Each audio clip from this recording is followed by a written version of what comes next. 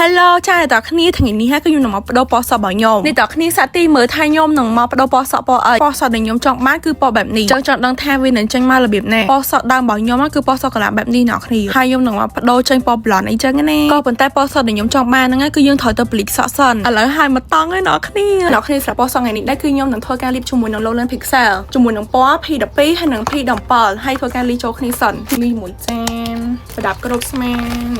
នេះយើងដាក់គ្របចឹងណាចឹងតោះឲ្យដល់គ្នាចាំកែវទៀតស្លនៅផ្ទះទៀតហើយចានេះនៅក្នុងប្រអប់ហ្នឹងគឺគេមានទឹកថ្នាំឲ្យយើង2ដបចឹងណាហើយនៅមានវិធីប្រើប្រាស់ប្រាប់យើងនៅក្នុងហ្នឹងដែរយើងឲ្យមកប្រអប់ទៀតប្រអប់នេះក៏មានទឹកថ្នាំ2ដូចគ្នាចាក់យកតែម្ដង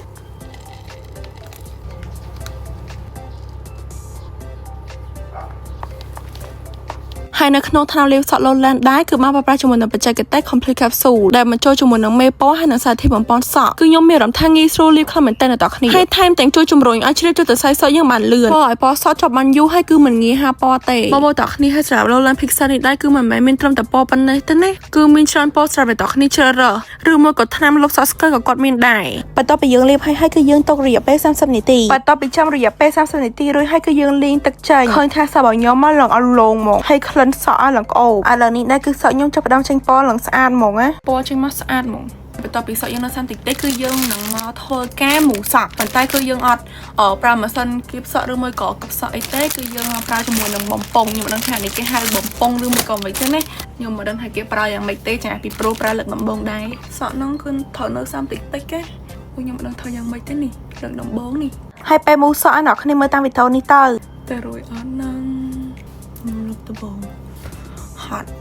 ចុកដៃខ្លាំងណាស់មូលលើកដំបងការមូសក់វិញអ្នកគ្នាគឺខ្ញុំប្រើប្រាស់ជាមួយនឹងអំពង់គឺយើងធ្វើការចាប់សក់យើងបែបនេះមកហើយគឺយើងមូវាតាមនឹងមកបន្ទាប់ពីយើងមូហើយគឺយើងចាប់ពីក្រោមទៅលើវិញរួចធ្វើការចងវាជាមួយនឹងកស៊ូអ្នកគ្នាដើម្បីឲ្យវាជាប់បានល្អចឹងណាហើយបើអ្នកគ្នាមានពេលអ្នកគ្នាគួរតែល្បិថាដេកមកយប់អីចឹងទៅពេលព្រឹកដឹងតែស្អាតជាងនឹងហ្មងខ្ញុំមានអារម្មណ៍ថាដូចមានដៃមកពេញក្បាលតែសំខាន់ហ្នឹងគឺពណ៌សក់ខ្ញុំស្អាតខ្លាំង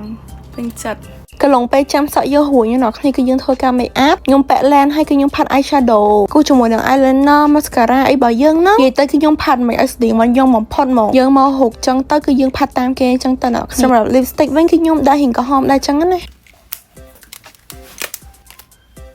អូវ៉ាវអ្នកគ្នាខាងមុខនេះលយខ្ញុំត្រូវការដោះកៅស៊ូចាញ់សិនកូនបារាំងអរគុណអូស្អីហ្នឹងអូយតើគ្នាញ៉ៃខ្លាំងណាស់ឃើញអ្នកផ្សេងគេដាក់ទាំងតិចសោះខ្ញុំនេះដាក់ឡើងច្រើនអូយជាប់ស្ងាប់ហើយចុងក្រោយហើយអីណែសក់នេះគឺពេញចិត្តតែម្ដងបែបក្រេពណ៌P12 បូកជាមួយនឹង P17 អ្នកគ្នាហត់ដងហ្នឹងគឺខ្ញុំដូរបែបពណ៌ធម្មជាតិដែលបានលាងសក់ឲ្យដូរពណ៌សក់ឲ្យប្លែកខ្លាំងឯអ្នកគ្នានេះមែនអ្នកគ្នាគឺលើកដំបូងហើយដែលឃើញសក់ខ្លួនឯងបែបនេះប៉ុន្តែលើកនេះចាគឺមករបៀប blonde តែម្ដងហើយនេះហើយអ្នកគ្នាគឺជា final look របស់ខ្ញុំរ៉ែតឲ្យម៉ានដែរដូចបានយ៉ងអត់